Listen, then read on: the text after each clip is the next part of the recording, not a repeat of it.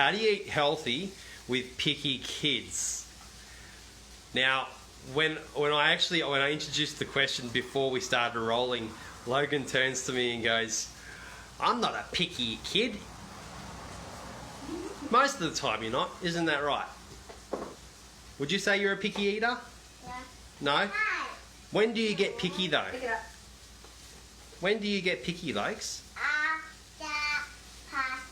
After parties, and you've had lots of junk food and treat food, you get a taste for it, Yeah. and you struggle to get back onto your normal routine habits, don't you? So that's worth noting because you might be aware, and that is when you have a lot of sugar, you kind of get desensitized to the flavors in normal food, and then they start tasting bland and flavorless. It generally takes a couple of weeks to break out of that. A couple of weeks of not having it. Yeah. Would you say? A couple of days. A couple of days. Of going back, if you have Yeah. some sort of habit. Yeah. When you do work on your habits, it takes a couple of days to get out of that. Yeah. But what's really important with that is getting tasty, like FDN, fast, delicious nutrition, back into your system. Yeah. And Don't be go back from on party track. food to chicken and broccoli. Yeah, that's right. Chicken and broccoli and fish and veg and all that kind of thing. Yeah. So the question at hand though is how to eat healthy with picky eaters. Yeah. The number one tip that I have and always will have is get them involved. So we whip these up in about, the prep time took probably about 2 minutes. We mix it all in a bowl, and then kids love to get their hands dirty. They love different textures. I've gotten Logan here to stir it. I've gotten Logie here to make the balls and pop them in here. And then she's going to feel empowered by being a part of the process. And she's going to be more proud of the food and be more likely to eat it. Another tip is when you go to the supermarket, ask them, have a family meeting and say, hey, I'm going shopping on this particular day, or we're going shopping on this particular day. What do you feel like? And what's some things that you and Sissy ask for? Sausages, tacos, and spaghetti bolognese. And spaghetti bolognese, yeah. So we make sure that they felt like they've had a say in what the menu is. Then that wipes out the question of, oh, what's for dinner? Oh, I don't want to eat that. Because they already know.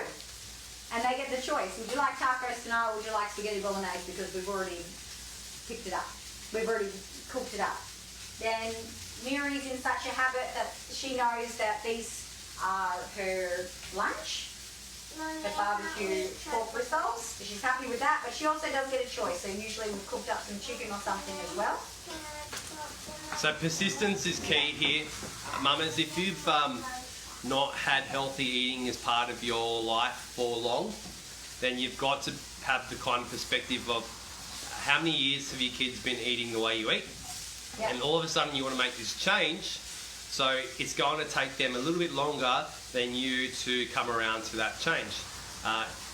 Kids need to be presented with an option multiple times and in multiple and varieties of ways before they actually start to give it a go.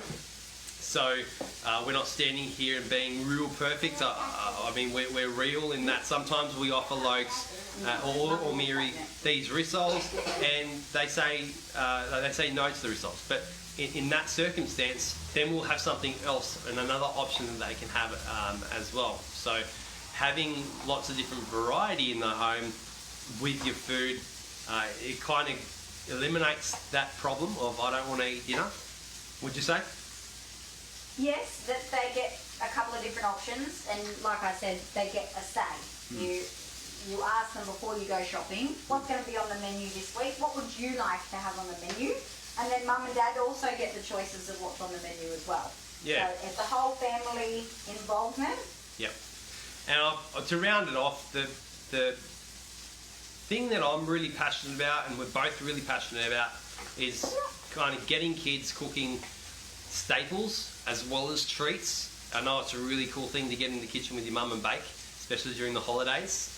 But if that's the only experience they get with cooking, then they're going to not have those skills that they need, those basic human skills of feeding yourself when they do become teenagers, when they are adults, and when they do. Yep. And they don't have mum and dad around. That's right, and when they have their own children. So baking, it's fine, but think about how often are you baking compared to how often are you cooking real food with your kids. That's a huge one. And the last tip I'm going to say is pop in the veggies, hiding the veggies too. So in these flavourous rissoles, oh sorry John, you have that one. We've got barbecue sauce in there, we've got Worcestershire, salt and pepper, all that kind of flavours, but we've also got some zucchini, grated zucchini and grated carrots as well.